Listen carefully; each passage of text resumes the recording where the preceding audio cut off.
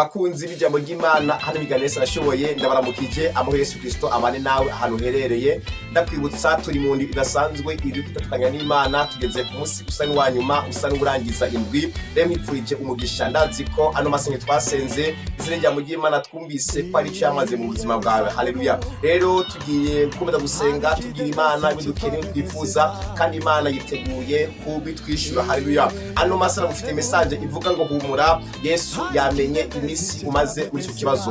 Humura Yesu yamenye imisi umaze muri cyo kigeragezo. Yesu yamenye imisi umaze muri gasuzuguro. Yesu yamenye imisi umaranye iyo ngwara kandi ikibuzanye aje kukugirira neza no gutabara. Haleluya. Reka dusome ano gitabo cyo Yohani ibice byaho 5 tugeze ku murongo 8. Haravuga ngo hari umuntu yari afise indwara ayimaranye imyaka 38. Yesu amubonye ajyamyeho kandi amenya ko amaze igihe kirekire aramubaza ati wumva ugomba gukira? Yesu aramwishura ati va hasi ikorere ikirago cawe ugende Imana nishime cyane. Hano turabona Yesu Kristo aca ku kidengeri bita Bethesda. Kino kidengeri Bethesda hari ahantu h'ubukiriro. Iyo aho hantu hari buri gihe marayika yahora amanuka rimwe mu mwaka agatabara abantu. Yesu nashime cyane. Yesu yumva yo haca ahageze asanga hari umuntu ahajyamye ngo Yesu bamenya ko amaze imyaka 38 ahari. Yesu amubadije uno muntu atangura kwidoga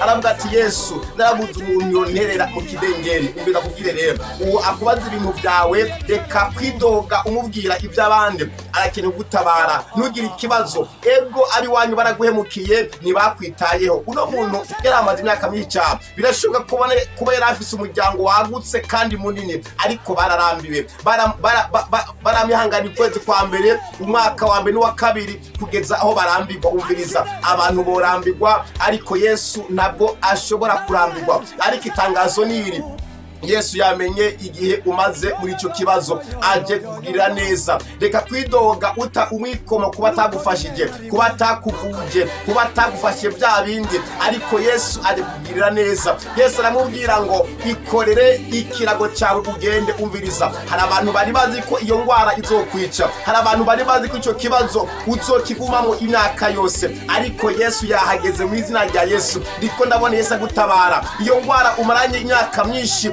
Yesu aje kwigukiza. Ushaka kurwaye sida byose birashoboka. Narivuze ngo mu izina rya Yesu aho uri kurangurikiranira aho uri kubiriza ino audio ndarungika ubushobozi bwa Yesu Kristo bugukize iyo sida iyo cancer nayo yokira. Ibyo bibyimba biri mu nda raba imyaka imaranye byarase yuko unasama ninda kweri ibyo bibyimba niyo ugize ngo urayisamye ikikoroka ariko ndiko ndabona umwami wacu Yesu Kristo akugiriye neza. Hariho operation ivuye mu ijuru ije ku buzima bwawe mu izina rya Yesu. Imana ikugirire neza, Imana igutabare. Yesu yamenye imyaka n'imisi umaze muri ico kibazo. Nta kindi kizanye umwami Yesu Kristo ku buzima bwawe nukugira ngo agutabare. Yesu aragutabaye, Yesu akugiriye neza. Uwo mutwe umaranye imisi nta miti utarafata na kutarivuza ariko byarase ndiko ndabona Yesu akugirira neza. Va kujyo gitanda aho hantu bakuzingiye ndiko ndabona uhavuye mu izina rya Yesu Kristo. Ndiko ndabona Imana igutabaye. Yesu aravuze sohoka va muri ico kibazo haguruka mu izina rya Yesu.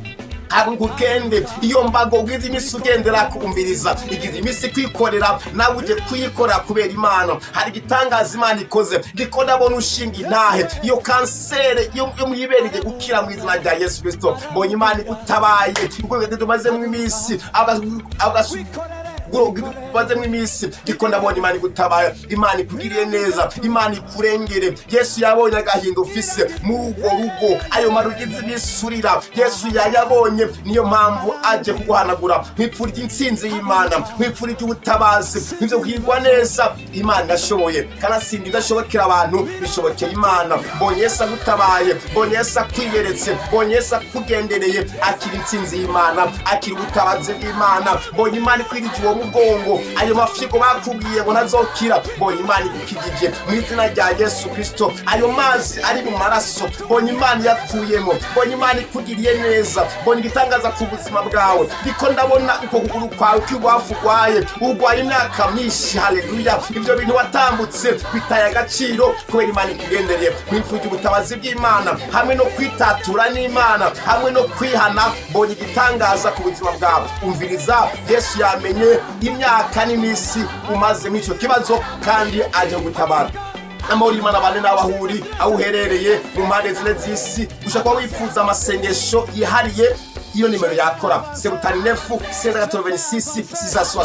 mwifurije ubutsinzi, mwifurije ubutabazi bw'Imana. Ariko itangazo niri, Yesu yamenye imisi umaze muri icyo kibazo kandi aje kugirira neza. Amahoro y'Imana shalome abane nawe, ugire umugisha aho uri, ugire umutekano aho uri, hamwe no kwitunganya n'Imana. Ibyaramarira bibaye amariba, ibyapfuye birazutse, ibitakunda birakunda, kuko Yesu aciye ahantu uri mu izina rya Yesu Kristo. Ukomeze kugubwa neza. Shalom.